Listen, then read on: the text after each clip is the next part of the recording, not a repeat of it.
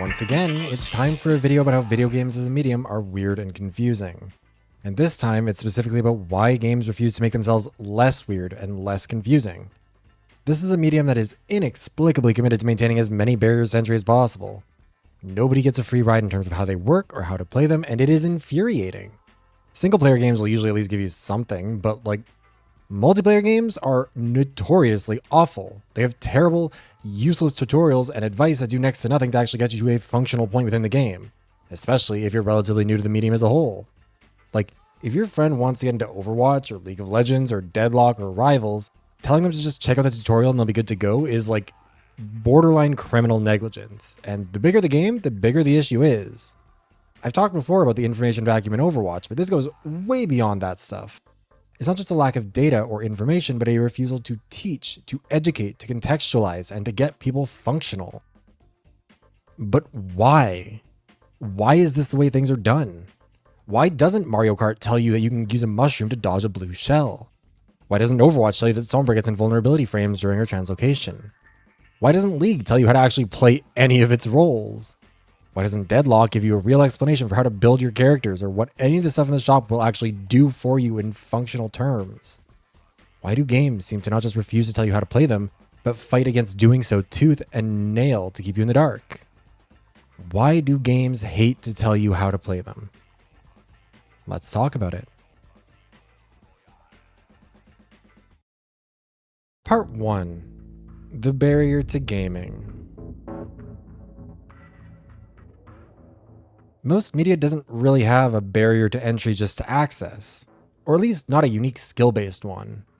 Literature requires literacy, and movies and television require either fluency in the language or literacy in a subtitle language, but those are pretty basic skills that the average person can be expected to be able to meet to enough of an extent that they're not straight up unable to experience the medium.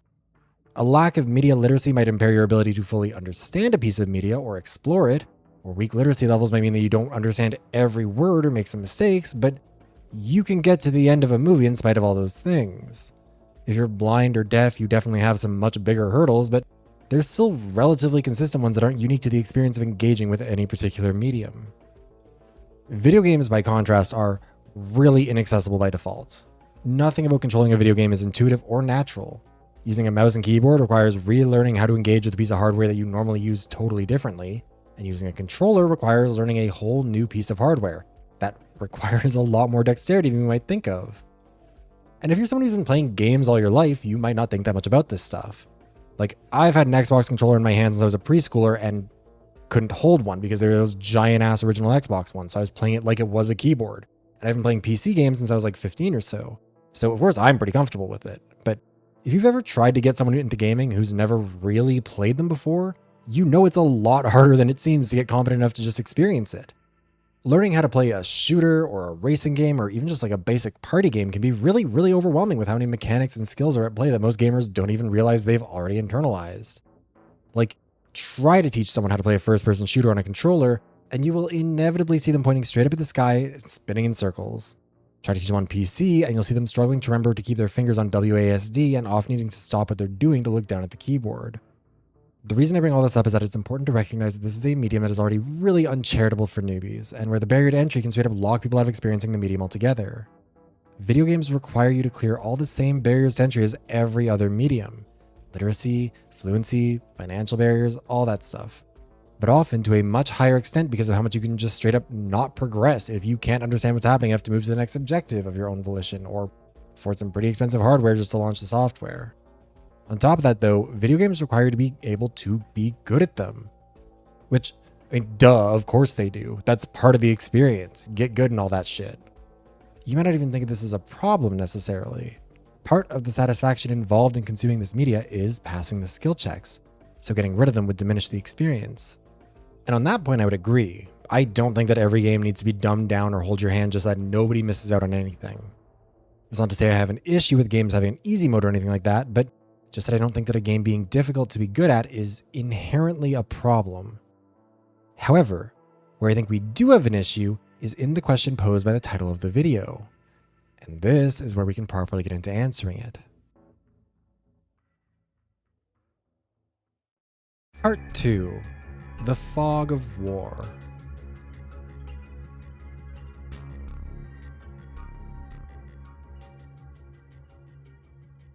My issue with gaming isn't that there are barriers to entry or skill checks. That stuff is all fine. The problem is that games frequently don't tell you what the barriers are or how to clear them, or what sorts of skills are even being tested or how to improve them. I made a video ages ago about how Overwatch's information vacuum is a problem for the game, and that covers a lot of what I'm talking about here. How games themselves will give you almost zero information about how anything actually functions in terms of stuff like numbers or special effects. In that video, I used Moira in Overwatch as an example, pointing out how little information is actually provided in her hero information screen.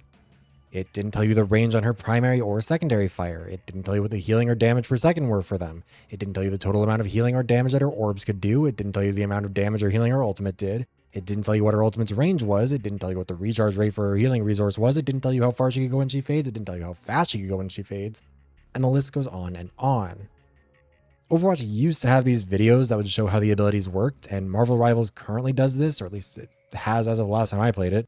But not only are those kind of unhelpful for showing how they work in actual gameplay, they also tend to not get updated alongside the abilities themselves. However, Overwatch has actually done something pretty helpful lately with its big update. Now you can mouse over every ability in a hero's information screen to check and see things like range, or damage, or effects, or whatever else. Overwatch went from arguably one of the least accessible games in terms of providing basically zero concrete information to one of the most relatively helpful in terms of providing that data to allow people to actually know what exactly it is that they're doing. And this is important because failing to do this sort of thing makes a game really inaccessible for people even if they mechanically can access the game. Sure, you can figure this stuff out by trial and error, and many of us did for a decade of Overwatch. And sure, you can usually find the numbers online, which is what most of us were actually doing during that decade of Overwatch. But if you're trying to learn a new game, it's not exactly super helpful if you're having to keep checking the wiki to try and understand why something killed you, or what a specific ability actually does, especially because it's frequently pretty hard to actually identify what the culprit was amidst all the chaos. And where Overwatch still continues to be a pretty bad offender is that it doesn't really give you any info on how you died. Deadlock, by contrast, will tell you which characters and abilities did what damage to you, which is actually really useful. But to be clear, this isn't just an Overwatch thing. In fact, Overwatch is arguably one of the least egregious offenders when you look at the big picture, especially with all this new info being provided. Deadlock is a massive headache to try and understand, and I say that as someone who really enjoys it. There's a lot going on there. Trying to get into League of Legends or any other MOBA is an absolute goddamn nightmare because there's just so much going on and basically no explanation for what any of it contextually means. I mean, even when a perk offers you specific numbers, which Deadlock is pretty good at doing, it doesn't do much to help contextualize it. Like, as a new player, you're kind of on your own to figure out what each of the different colors of stats mean, or what sorts of abilities your specific character will benefit most from, or what each level of each ability will do, and the list goes on and on from there. Not to mention hidden mechanics like the secret buffs you apparently get when you buy enough stuff in a certain category of item or whatever that I didn't know about until I was working on this video. Now that Overwatch also gives you that kind of information, it faces this same new problem. Even though you know the numbers, you don't necessarily get told what any of it actually will contextually mean. But Overwatch also allows for hero swapping, which means you can always try something or go back to something more comfortable instead of being locked into a 60 to 90 minute long match where you're just getting your ass beat because you don't know how this character works. And while this sort of thing is rare in media, it is pretty common in games, whether we're talking about board games or card games or sports or video games or whatever else. There's often an inherent element of you'll figure it out as you go, and you will be bad at it for a while before you start to pick up on it. However, the difference there is that these other sorts of games usually have ways to accommodate this challenge. You know, when it comes to sports, for example, there are coaches out there who are actively helping you learn the sport, especially as a kid.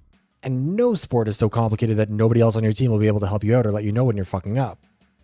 They will often be very eager to let you know that you're fucking up because it means that they're not responsible for whatever went wrong. Real-life sports also feature a lot of rotating in and out of play, meaning you have time to catch your breath and watch your teammates, giving you a chance to learn from them as well.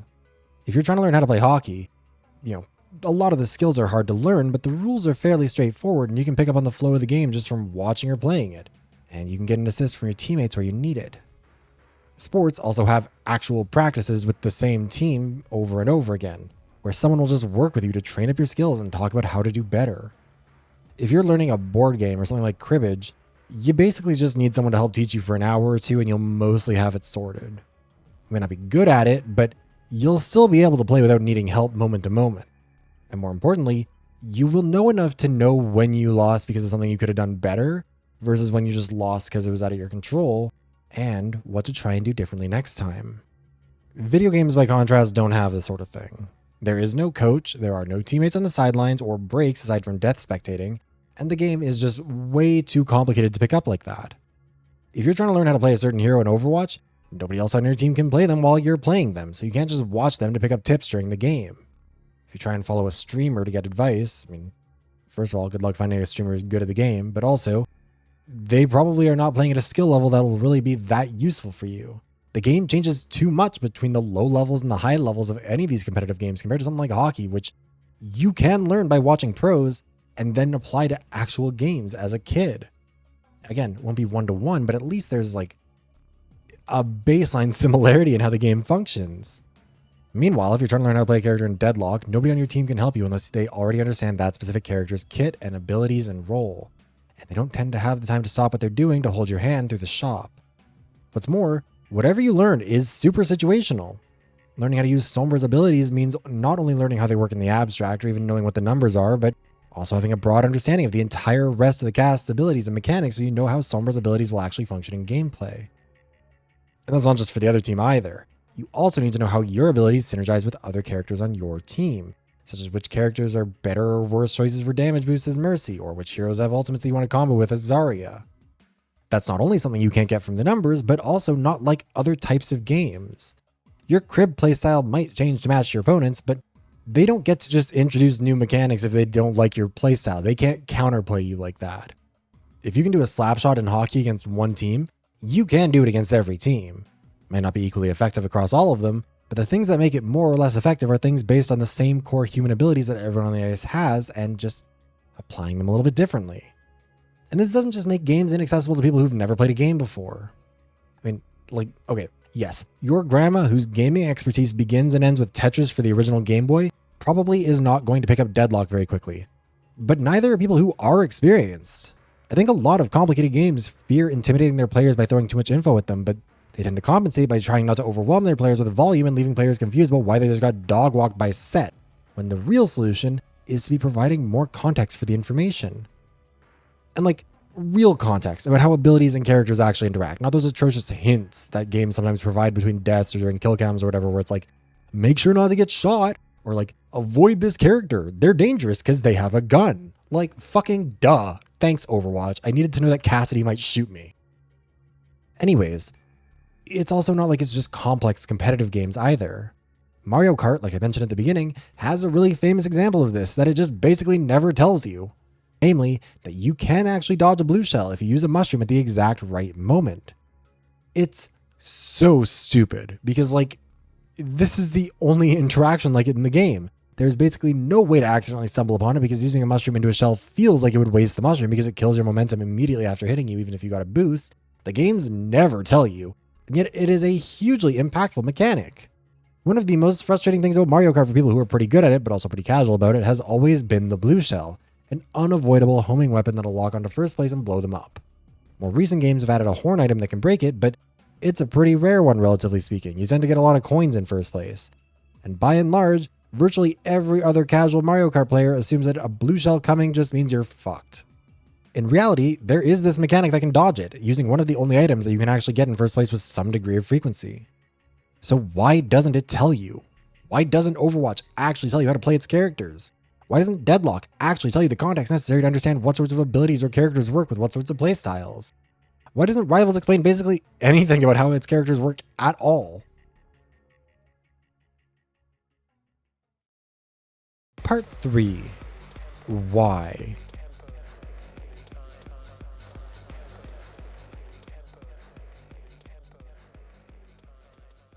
I think the answer to this question has two sides to it, depending on the context. The first side could be summed up as, we think that part of the process of getting good at this game is figuring this stuff out for yourself. And this is, I think at least, what most people assume is the reason for this stuff. And sure, to some extent that makes sense. Part of getting good at a game is just taking the time to figure out how it works. It's trial and error. You have to just work at it. However, this mentality is pretty significantly flawed for a few reasons. First, there is a difference between making a skill difficult to master versus not even letting the player know that the skill exists to be mastered in the first place. Fighting games tend to give you a whole ass list of all the combos your character can do in game. And it does not, in fact, magically make them easy just because it tells you how to do them. It just means that now you actually know what tools you're able to work with, what you can bring into your arsenal. Giving people as much information as possible about how the game works and combining with the context of the game as a whole doesn't magically make people good at it the same way that you can have basketball explained to you endlessly and it will have zero impact on your ability to shoot a fucking free throw. Providing the information and context about how to play a game is essential to allow people to learn that game. And when games won't tell players the mechanics they have at their disposal, it does genuinely negatively impact your ability to demonstrate your capacity for skill. It artificially makes a lot of people worse at the game by not telling them how to be good at it. If you never use your mushrooms to dodge a blue shell in Mario Kart, you're playing badly, or at least worse than you could. But how the fuck were you supposed to know that? On a related note, explaining how to play the game properly to people doesn't inherently make it easier. It just means that people can start on a more competent baseline rather than having to spend hours and hours flailing around and getting frustrated and probably quitting. Like, it's taken me probably half a dozen attempts to actually enjoy Deadlock, in large part because I hated that feeling of helplessness and frustration and, frankly, embarrassment that comes with just not knowing how anything works and stumbling around blindly like a moron. I don't need to have my hand held the entire way. I am a grown adult. I have a job. Like, I can function in the real world.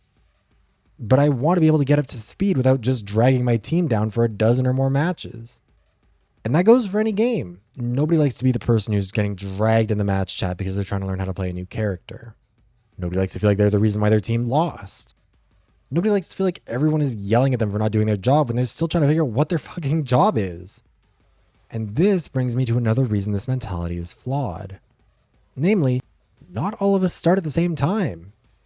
It's one thing if everyone is starting at the exact same time, like on a release date, because then we're all stuck stumbling around together. We're all equally bad, kind of, at the beginning at least. But if a game's been out for like at least a year or two, not only are people going to be far less forgiving of a new player who doesn't understand it, but the new player is going to have to make up for the fact that the people they're up against have dozens or even hundreds of hours more experience figuring this shit out by trial and error. And you might say, okay, well, the new players have to go through the same thing the old ones did. Big deal, they'll learn. But that is where you're wrong. New players who are joining Overwatch in 2026 aren't going through the same experience I did when I started playing in 2016. Because when I was learning, everyone else was too. It's not as embarrassing to learn how to skate when you're a 5-year-old surrounded by other 5-year-olds who also don't know how to skate. You can all fall, and it's fine. You're not, like, uniquely incompetent. Also, you're 5 and your capacity for shame is a little bit mixed. But if the only way to learn how to skate is just to play games of pickup hockey, and you didn't learn how to skate with the rest of your class when you were 5, and now all of a sudden you're a grown adult and your colleagues want to go out skating with you and your only options are 1, not playing the game and being left out, or 2, showing up and getting your shit rocked while trying to learn in front of everyone who's noticing you don't have the skills they picked up as kindergartners, that's not great. Like, back when I was learning Overwatch, Widowmaker was an insanely easy character to be good at because everyone just walked in a straight line. Like, I'm not and never have been an especially good Widowmaker, or at least not a consistent one. Sometimes I can pop off, but that I don't know what the conditions are for that, so who fucking cares? But people used to like add me after matches and ask me to play with them because everyone else was bad enough that I seemed really good. Nowadays, good fucking luck learning how to play Widowmaker. Even if you view the concept of a game explaining how itself works as like a shortcut, that's still not a bad thing. Like, we should be giving those sorts of shortcuts to people if we want them to be able to play these games with us. And again, this isn't just for their sake, but for everyone's. If you want to be selfish, there is a selfish reason to do this. It's not fun to end up in a match where one of your teammates is new, and so now you're just kind of fucked.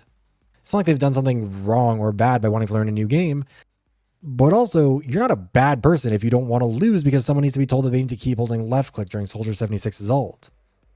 Like, that sucks. That's not a fun part of the experience. We should be trying to minimize that at every turn because it's not fun for anybody.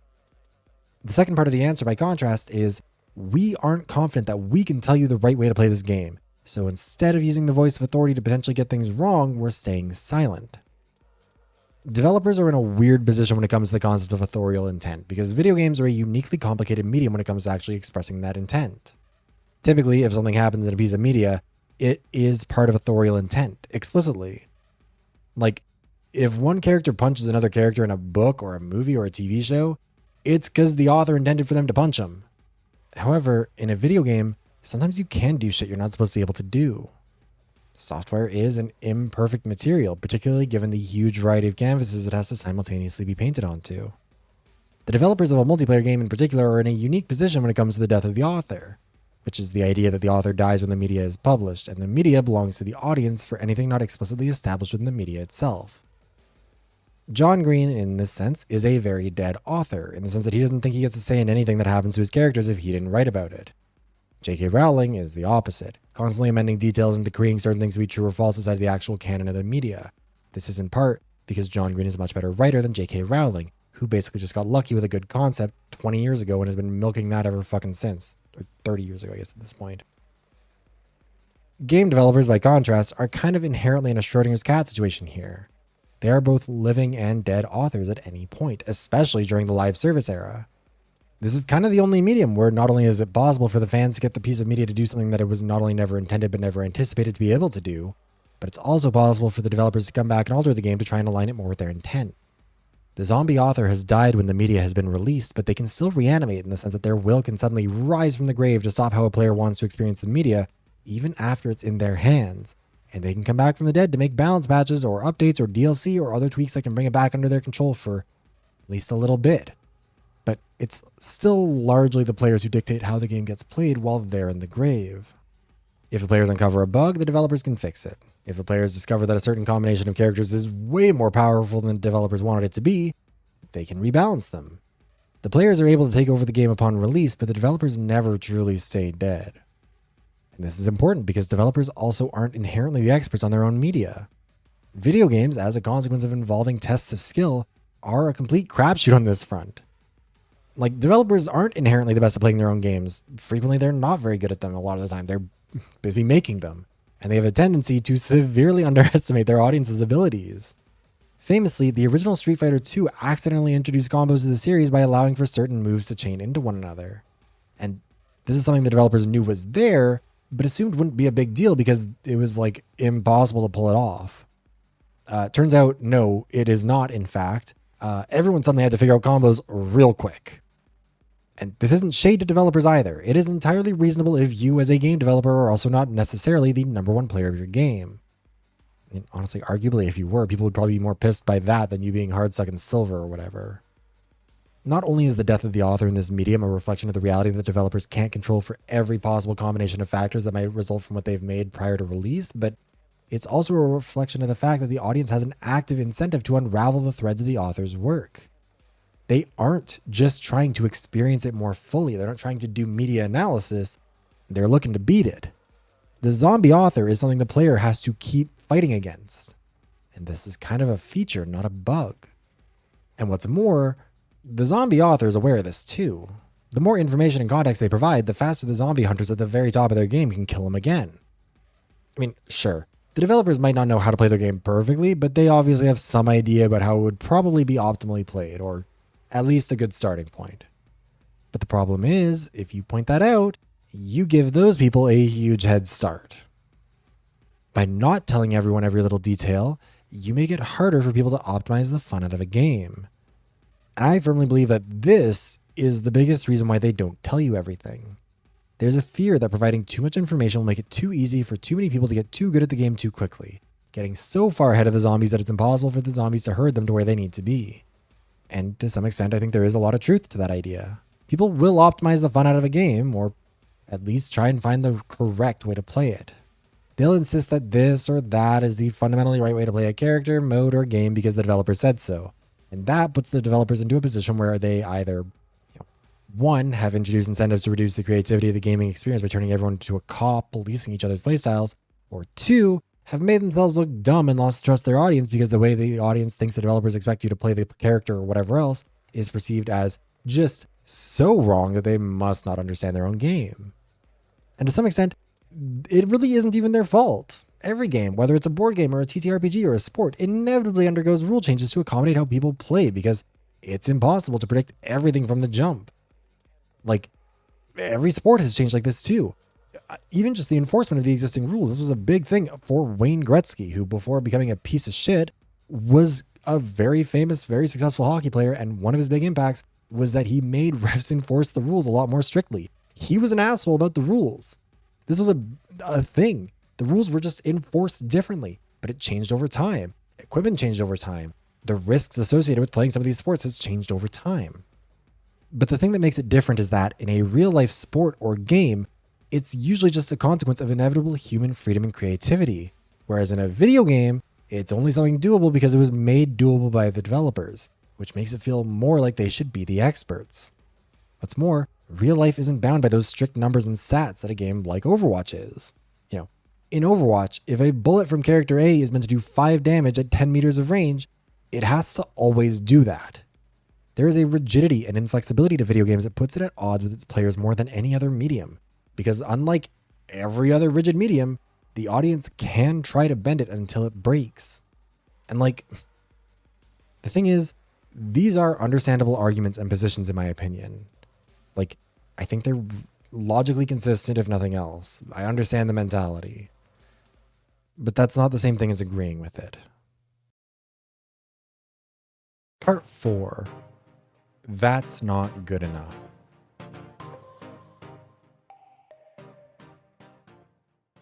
I recognize that there are consequences to providing more information and contextualizing more thoroughly for the player. It will inevitably affect how people perceive the game and its developers, and will affect how quickly people crunch the numbers and get on top of it. I get all of that, and I think it holds water. But I don't think that's enough to justify it. To my mind, the consequences of not providing that information, of not providing that context, of refusing to tell the player how to play the game, those are the consequences we should be striving to avoid. This medium is amazing for storytelling, for competition, for socializing, for diversifying your worldview, for experiencing unique sensations, and for developing skills related to reaction speed, pattern recognition, problem solving, teamwork, and more. It is a genuinely revolutionary medium on so many levels, and the priority should be making it easier for people to experience it, as many people as possible, just on a baseline level. And to be clear, again, this is not me saying that every game needs to be easy in terms of being good at it. There is a difference between making it easier to succeed versus making it easier to participate, and we all benefit if it becomes easier for people to meaningfully participate in video games. If everyone has access to enough resources and materials to actually be able to feel good playing the game, and be able to do so within a reasonable amount of time. People should not have to watch 1,000 hours worth of tutorials just to be able to play Overwatch. A lot of people don't ever engage with this medium because they don't know how to play already, and they don't want to get flamed while they're trying to learn. And this issue is exacerbated by the fact that the games themselves hate to tell you how to play them. Telling people how to play a game does not magically make them good at it. If it did, we would all be experts at any fighting game that gives you all the combos in the pause menu. Learning how to use the information and learning how to execute the maneuvers or apply it in real time in a chaotic, tense environment is the challenge. When you're teaching kids how to play hockey, one of the hardest parts of the process isn't just telling them hey, so make sure you're standing here and the puck is in this position, then move to that other spot when the puck moves to that other position. They can understand that. That's not hard. You can tell them, they will hear it. The challenge is stopping a 5-year-old defenseman from abandoning their post at the blue line and chasing the puck because they want a goal. The challenge isn't necessarily in teaching them what a slap shot is or even how to do it in the abstract, but in getting them to be good at not only executing it, but doing so at the right times under the right conditions. I played a lot of sports growing up, and whether it was tennis or baseball or hockey or fencing or whatever else, being told how the game works only ever made it easier for me to play the game, not to win it. A much more accessible version of this sort of example is a dancing game. Almost every single dancing game out there, like Just Dance or Dance Central that uses motion controls, holds your hand as much as it literally can. Every move is communicated in advance. There are characters demonstrating the moves on screen, there are arrows pointing to where you'll be moving or what you'll be doing, and they're still difficult. Nobody just opens Just Dance and cranks out Drum Go Dumb first try with a perfect score. And that's because knowing what to do, how to do it, and why you should do it is not the same thing as being good at executing any of that. Telling people how to play your game is an essential component of just allowing them to get good at it.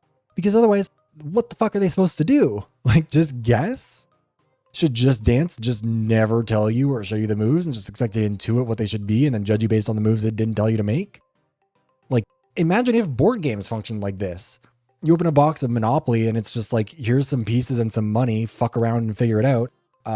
Except everyone's going to yell at you because they somehow all figured this out because they've been playing Monopoly with their family for 30 years. Imagine Would you want to play Monopoly?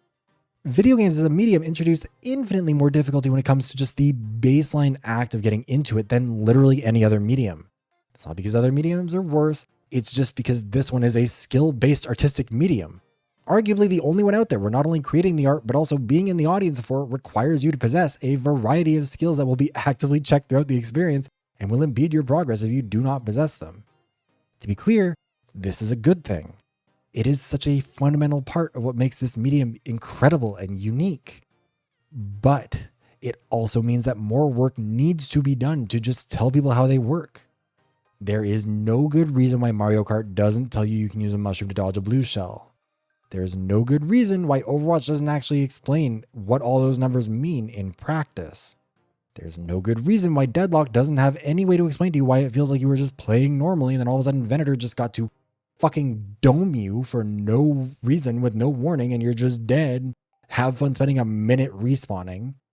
There's no good reason why League of Legends Let's Players get fucking jumped by people who've been playing this game for 1,000 hours without just at least explaining what you could maybe meaningfully do to avoid it. Again, it is not about making it easy to win or even to be good. It is about making it easier to start getting good, to learn what skills are involved, how to train them up, and how to use them effectively. That part of the process is where the hand-holding can stop. But as it stands, there's no good reason why games refuse to provide training wheels when they expect you to learn how to ride a fucking bike. Like, sure, once you know how to ride it, perfect. Take the training wheels off, go wild. You'll probably still fall a few times, but at least you have a baseline. Training wheels just allow you to learn enough that it is possible to enjoy riding a bike properly without them. And the same can be true for games if we provide the training wheels. Because the alternative is that a lot of people just won't play. I know a lot of friends and family who do not play video games because they fucking hate that feeling of just falling off the bike over and over and over again in front of everyone, letting down teammates and being flamed for it or being mocked by the other team. It is one thing if you're learning these games as a kid, because then, yes, it sucks, but you're a kid. It's a little bit of a different vibe. Like when I was learning how to play Halo on the Xbox 360 as like a 7-year-old or whatever the fuck I was, sure, embarrassing, but I'm also not like in university playing games with friends and staring up at the ceiling and shooting in circles. You know, like as an adult, that's rough. It's embarrassing. You know, nobody likes that experience. Nobody involved likes that experience, whether you're the one falling off the bike or the one whose team is getting fucked over because someone can't ride a bike properly. And it ruins an incredibly impactful and important medium for so many people. So like, give them the training wheels. Tell them how to play. There are good reasons why games don't, but they're not good enough. And that's where this video is going to end. Thank you very much for watching. I hope you've enjoyed the video, and if you did, be sure to like, comment, and subscribe for more. This video was selected by my friend Curie as a reward for being the top donor in my 2.0 donathon last year, so thank you to Curie as well. Also, if you really enjoy my content, you should consider becoming a channel member on YouTube or Patreon. Members give $5 or more a month to support my content, and in return get to vote for one video topic per month. In fact, the next poll starts up on Wednesday and will be between these 4 topics. Mizuki is a good character, you people just can't read.